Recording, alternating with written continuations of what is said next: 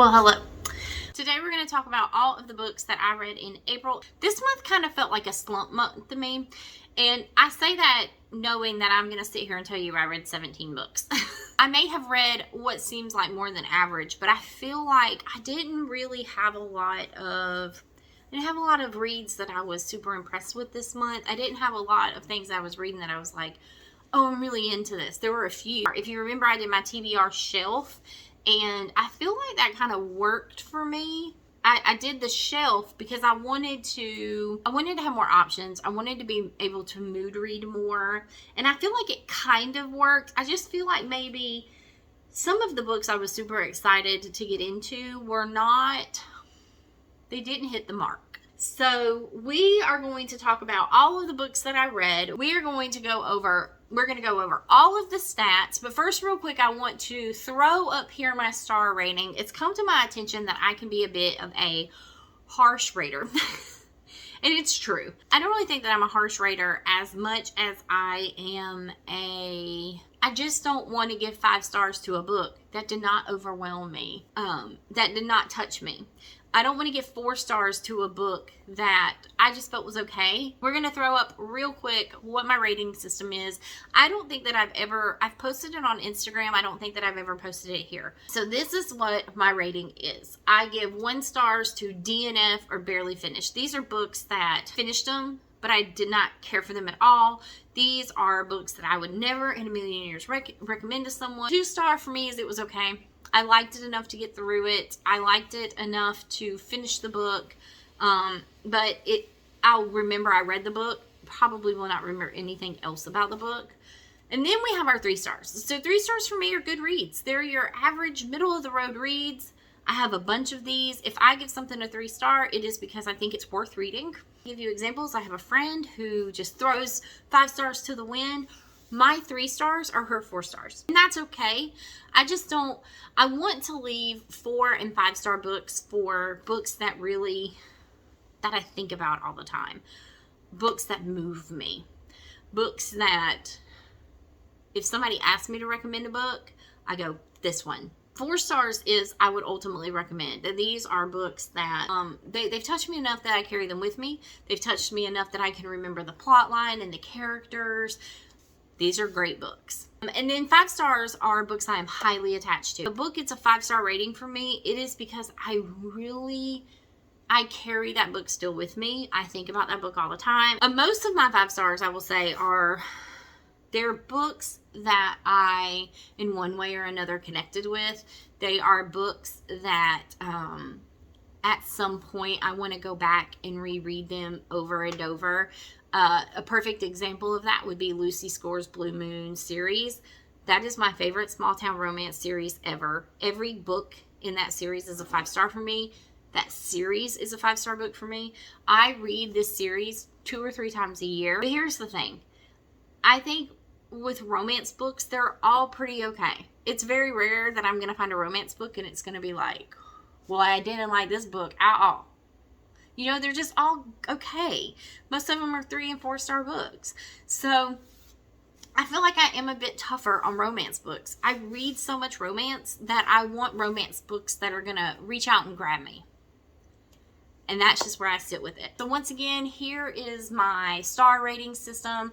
You don't have to agree with my star rating systems. In fact, I would love it if you disagree with things with me, because then we could conversate about that. That's one of my favorite things about reading, is that you can have really great conversations. Like, oh, I don't know why you gave this one a 3 star. This was a 5 star. Well, what made it a 5 star for you? Now, with that out of the way, we are going to talk about the stats. Stats are my favorite part of the month, but I read 17 books in April. 6,462 pages in the month of April, which makes me feel like I was in a bit of a slump. We touched on this earlier, but I tend to read 7,000 pages plus a month. So, like I said, while I know that my slumps may not be comparable to other people's slumps, this felt like a slumpy month for me. Probably just because a lot of the books were not the highlight of the year so far for me. And then I gave 48 total stars. 48, which is still not bad. We're going to go down the list of everything I read in the order I read it. Just for reference, I have my Notion pulled up, which is where I keep up with all of my reading. If I look over here, it is because I am going down the list. So the first book that I read in April was Throttled by Lauren Asher. I was so excited to read this book. I wanted to read a book about stock car racing, so like NASCAR type racing. It's very hard to find those, and the ones that are out there are ones I've already read. So if you guys know of any, let me know. I would love to read them. But this one was about an F1 driver. I said, okay, F1, NASCAR, they're not the same, but they are both racing. So I could get behind that. And it's Lauren Asher. This would have been the first Lauren Asher book that I've ever read. And I'm kind of upset that I started off with this one. I was told really good things about the Dreamland Billionaire series. I haven't read those yet, and this book is kind of making me hesitant to read them. I think that this is one of her first, I believe. Just had a hard time with her writing style. Will not read the rest of this series. There's nothing about this story that wanted to pull me into the other characters in the series, in the universe of this series. So 2 stars. I'm going to talk about How to End a Love Story by Yuling Kwang. I saw this. This was a new release. I don't even have it on my list, and I didn't count it. I did read this, but I more or less I got to chapter 10, and it really turned into me just kind of skimming most of it. So I didn't count it this month. If I was going to rate this, it would be a 1 star. And I feel like this book probably would have made a better screen adaptation, or it could have benefited from being told from dual POVs. I prefer romances with dual POVs because in romance books, things have to happen fast, and they have to happen quickly, right? And if you can tell a romance novel and you can make me feel it in third person, that's great. That's wonderful. That is exactly what I want. But there are just some books that I read in third person that I don't connect with the characters because I'm not getting enough for me to feel for them. That is how I felt in this book. I just really think that this book could have benefited from being told from first person. I did finish it, but I'm counting it as a DNF. This next book, you guys, I still think about this book. I still sit with this book. I still shed tears when I think about this book. This is the first 5-star read for April, and it is still beating by Jennifer Hartman. This book was so powerful. It felt so real. I felt their connection. This book was a work of art. There are some heavy trigger warnings in this book. There are some heavy mental things in this book, but if you don't have a lot of triggers, if you can make it through like very dark romances, this is definitely the one for you. It is labeled as a forbidden romance, but I don't know that I would call it forbidden. It's just heavy. I feel like this might be my top read of 2024 so far. I will cherish this book. I will cherish what this book put me through. I shed literal tears with this book. Literal tears. I told my husband about this book. My cousins and I talked about this book. My friends and I talked about this book. This book hit me in a place I never expected it to hit. So, still beating Jennifer Hartman. Definitely check your triggers if you are a person who has to check triggers. Definitely check your triggers. But the love story and what they go through is just so powerful. I was probably in a book hangover from that book for a while. I picked up a book that I knew wouldn't be a heavy book. I just thought it would be a nice little break from the heaviness of Jennifer Hartman's writing, right? So I picked up the book that I bought specifically for the cover, which is Tell There Was You by Lindsay Hammeroff. I could not with this book. It was told in first person, but the problem is that I could not see how this one weekend with them together was why were they so connected? Why was he constantly thinking of her? Like, it just baffled me that he would have wrote a song about her after one night when I read a whole book about her, and I'm still not connecting with the female lead in this book. So it was a 1 star. It's not staying on my bookshelf. I'm going to put it in the hall, which is where I keep all the books that I would like loan out, or all the books that I let the girls go through if they want to read them. But this is not, it just didn't hit it for me. Then I read Some Girls Do by Jennifer Dugan. This definitely has a couple of triggers in it. Not heavy. There's no spice in this book. Like, it's mentioned, but there's no real spice in this book. I enjoyed this. It is a queer read. I thought it was fun. I gave it 4 stars. Would I let my kid read this? Absolutely. Would I recommend this to young queer youth? 100%. It was a beautiful, sapphic, young adult love story. They are high schoolers. I just liked it. This book made me decide to get Hot Dog Girl. I liked it. Next up was Indigo Ridge by Daphne Perry. I am genuinely enjoying this series. This is the Eden Ranch series. I am enjoying it. This was a 4-star for me. 3-star. This was a 3-star for me. This is not a bad book. If you really, really enjoy like cowboys, ranch life, strong, hot men, it's perfect. I really enjoyed the ending of this book. It came out of nowhere. I did not suspect it. And I enjoy things like that. But I just don't think it's a 4-star for me. And I don't think it's a 5-star. This is one of those that I would recommend. I think it's worth reading. I'm finishing the series. Like, I love it. I liked it that much. It's just a 3-star book. Wild Love by Elsie Silver. I was so excited. I love Willa from the Chestnut Springs series. She's my favorite female lead in that series. And I was so excited to pick this up and read about her brother. Ford Grant is amazing. He is no Theo, but he is amazing. So this was a 4-star read. I'm excited to read the next one. I can't wait till it comes out.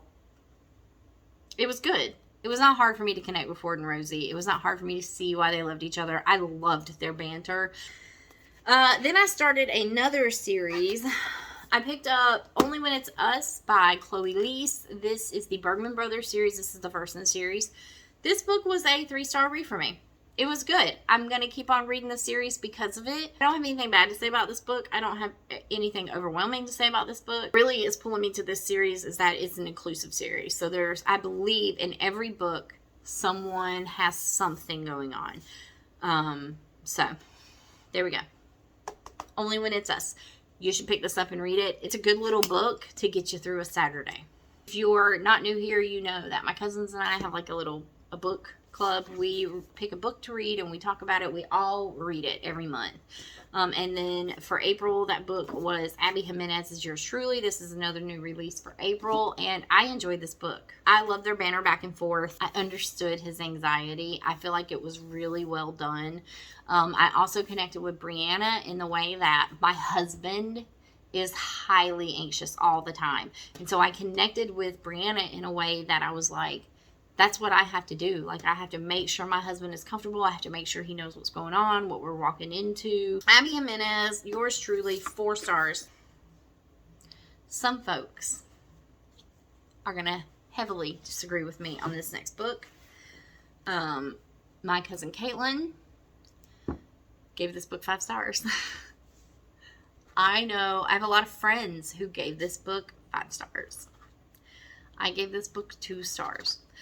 Now, I am taking into account that I do not read this genre a lot. I know I don't read this genre a lot, so because of that, I don't tend to rate them as harshly. So horrors, heavy thrillers that have no romance, fiction, I don't rate them. I don't rate them as nitpicky as I would a romance, but I just did not. I did not. This book was okay, but here's the problem. It got very political for me very fast. I got tired of anyone who is politically leaning left being made to be the monster in this book, when it could have just been a horror story about a real monster. That's it. You know, real monsters. Real human monsters. And it doesn't have anything to do with how they lean politically. Nothing. Nothing. This is Hidden Pictures. This is by Jason Recula. I'll never read him again. I have my cousin Kaylin read this. She loved this. She gave it 5 stars. She can like kind of compartmentalize like the parts that were very obviously politically leaning. I couldn't do that. And because I couldn't do that, it got 2 stars. I feel like if I could have done that, it would have been a 3-star read for me, maybe a 4-star read. I will never recommend this book to anyone. After that, I went into another book that got 2 stars for me, and this was Girl Abroad by Elle Kennedy. I love Elle Kennedy's writing. I dislike this book. I am okay when I read a love story that's a triangle. That's fine. There's nothing wrong with that. The thing is that there was no chemistry between her and the 2 male leads in this book that we were supposed to think that she was over the moon about and confused about. The one guy that I was like, from the beginning to the end, that she should have connected with the most and been attracted to the most, she never was. Jamie is the character I'm talking about, and he's the other roommate. And I feel like he would have been so perfect for her. Like, I would have loved it if this book had just lightly sprinkled their connection throughout it, and you would have given me a Jamie and Abby story. I would have loved that. You give me, I think his name is Nate. Is that the musician in this book? I can't even remember his name. But she's in a love triangle between the musician and one of the other roommates. And you give me Nate and Jack. Jack, who went behind her back and did things behind her back that, why? I just have some issues with this book. This was the first Elle Kennedy book that I did not like. And I know I'm in the minority. I know I am. Then we moved on from this, and we moved on to another new release for April, which is Older by Jennifer Hartman. Oh my goodness. I mean, this was 5 stars. I very rarely say anything bad about Jennifer Hartman. I know you may think I'm biased, but I got it. I understood this book. I think it was done in a very beautiful way that did not make it appear creepy. I could feel Reed's pain and his uncomfortableness and how much he had to go through to get to where he was. So 5 stars, Older, Jennifer Hartman. Oh my God. It's not still beating and it's not Jim First status, but it's probably right. It's up there. It's up there. We rode the high of Older for, let's see, I finished Older on April 19th, and I didn't finish Juniper Hill until April 23rd, which means I was in another book hangover, reading Juniper Hill by Devney Perry, and this one was a 3-star read for me. Again, it's just a good read. It was a good transition for me to be able to take my time with it, because these are not difficult books to get through. So the transition needed during my book hangover, this was perfect. There was nothing too heavy in this book. I actually felt like this one was better than the first one. Juniper Hill, Devney Perry, 3 stars. Again, the series is just a 3-star series so far for me. That may change. Really fell in love with Knox. He was great to read about. Memphis. Her name was Memphis. I really enjoyed Memphis and Knox together. Like I said, there was one little fuzzy disconnect, and it was just how quick he turned. The next book I read was Sovereign. Sovereign was 3 stars for me. This was by Rhea Morris Edwards. I feel like this was beautifully done, wonderfully written, BDSM aspects of it. There were a few things that really just kind of killed the star rating for me. I feel like there are parts in the book where she directly refers to him as sir. To me, I'm old school. I feel like that should have been capitalized. I also feel like there were a few other things that a lot of people in other reviews took issue with that I didn't really take issue with. And then there were other minor grammatical errors. Plots really just, it got them from A to B and then back to A again where it needed to be. It moved it along fine. But this book was great smut. It was great smut. I gave it 3 stars because it was mainly great smut. And And I appreciate how beautifully and how responsibly she took writing about a DS dynamic. Honest it was, how raw it was. So 3 stars, Sovereign. I do recommend this book to people. Now that that's over.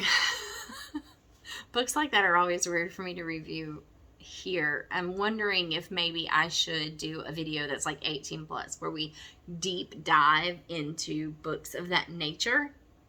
Maybe. Let me know what you guys think about that, because I'd be willing to do it.